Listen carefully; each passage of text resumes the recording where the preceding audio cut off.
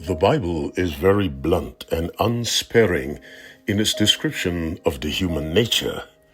For example, the carnal mind is enmity against God, for it is not subject to the law of God, neither indeed can be. So then they that are in the flesh cannot please God. Romans 8, 7 and 8. Who can bring a clean thing out of an unclean? Not one. Job 14, verse 4. The heart is deceitful above all things and desperately wicked. Who can know it? Jeremiah 17, verse 9. Can the Ethiopian change his skin, or the leopard his spots? Then may ye also do good that are accustomed to do evil. Jeremiah 13:23. Consistently, the Bible describes the carnal human nature as no good.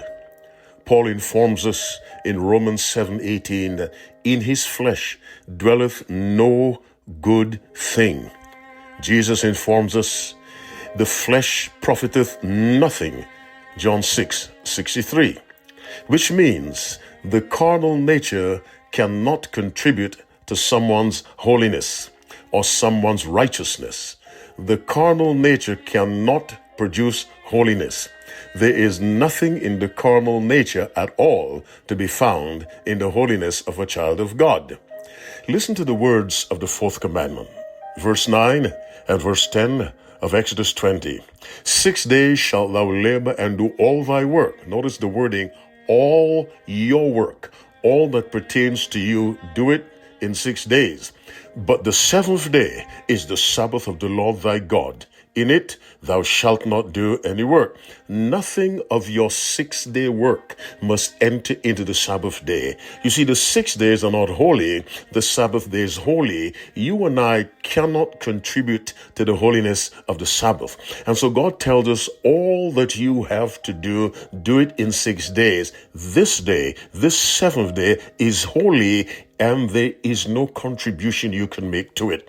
The holiness of God is in no way, in no wise dependent upon the activity of a human being.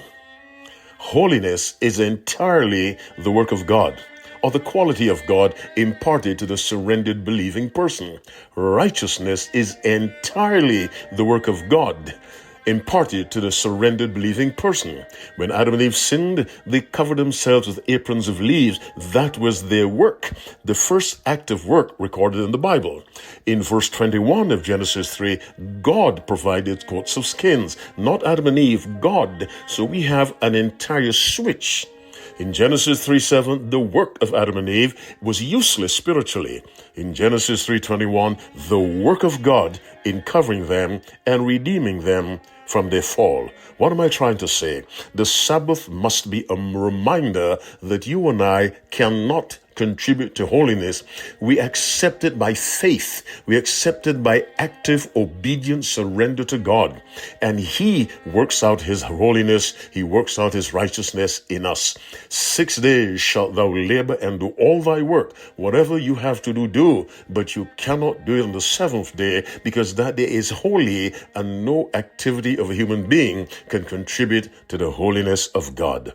My listening friend, as you keep the Sabbath holy, remember, holiness is a quality of God which is imparted to the surrendered, believing person who accepts Jesus Christ as his Savior. The same righteousness is a quality of God that is imparted to the one who surrenders obediently to Jesus Christ. May the Lord bless you as you keep the Sabbath holy by keeping your work entirely out of it and allowing God to do His work in your life. Happy Sabbath. May God bless you and doubly bless your children.